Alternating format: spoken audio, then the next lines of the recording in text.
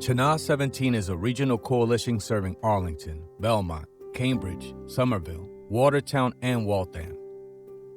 We conducted research in our communities in 2015 and identified mental health and specifically racial inequities in health as a serious need. We learned that residents experience racism in our communities, particularly in trying to access mental health support. Since that time, all of our work has flowed from the findings of this research. In 2019, we issued 4 grants to specifically address the following needs in our communities: not having enough African American providers and a racial and cultural mismatch between white providers and African American Black clients. Recognition of the preference for non-clinical supports, such as church and family, that can address mental health needs. Acknowledging that experiences of racism and discrimination increase stress and contribute to mental illness. These are the stories of our projects. When I went to get services closer to my home, I noticed all the patients in the waiting room were white.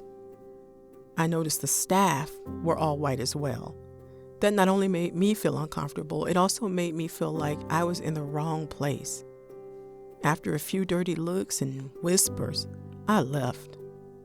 Access aims to address disparity in mental health care. There aren't enough Black therapists, Black psychiatrists, psychologists, mindfulness coaches, just some of the horror stories that I hear and see on a daily basis. A disproportionate amount of those folks who I'm talking about are Black and brown people.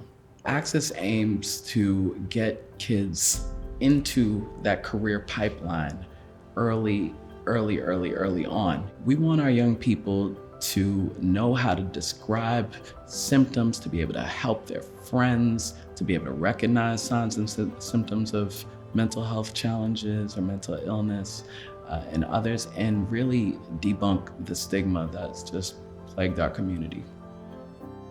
Most Black people use church and their families as mental health resources. But when Blacks are asked about which mental health resource they seek, they don't think of those. Black people we want to talk with someone who looks like us.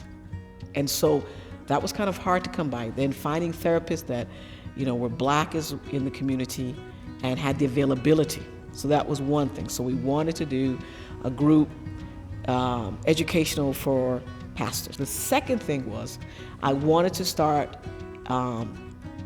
doing quarterly or twice a year symposiums for the community, the Black community, brown community, faith community on mental health. The third approach was be able to do mental health first aid training with clergy, lay leaders, and congregations, so that way they know how to talk with people that they know about mental health and feel comfortable.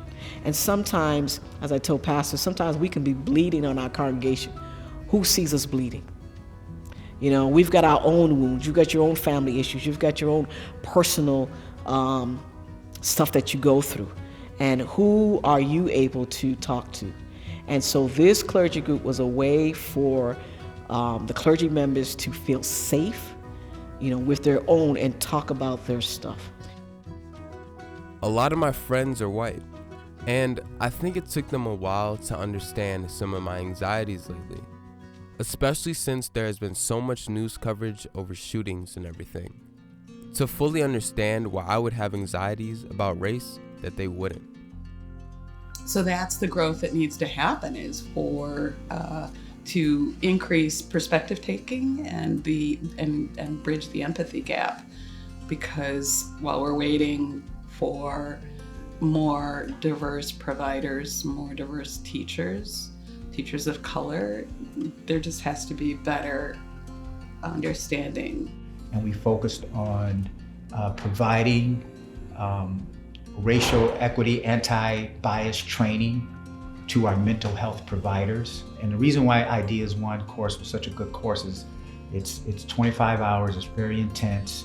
It has a lot of good activities that get at how people view race and how race has impacted their lives, and in turn, how race impacts their practice, and how our own internal biases can seep into how we build relationships with students and people who may come from different cultural groups than ourselves. So I teach the 6 principles that Divine talks about to de-bias. What's my level of discrimination or implicit bias or unconscious bias? How do I recognize that? And then what do I do about it? And so I think it's very important to have people share their narratives and engage people in those conversations, and you have to listen.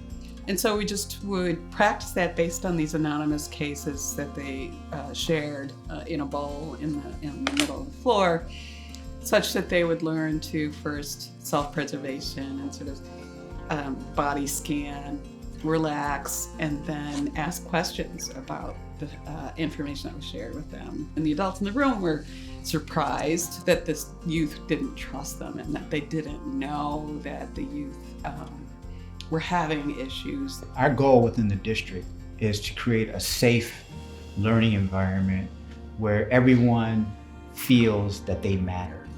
So in order to do that, we have to work on our own internal bias so that we can form positive relationships with students.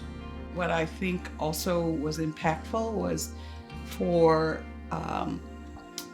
the non-youth to recognize that there's still great discomfort in talking about race. So how would youth of color feel comfortable going to the non-youth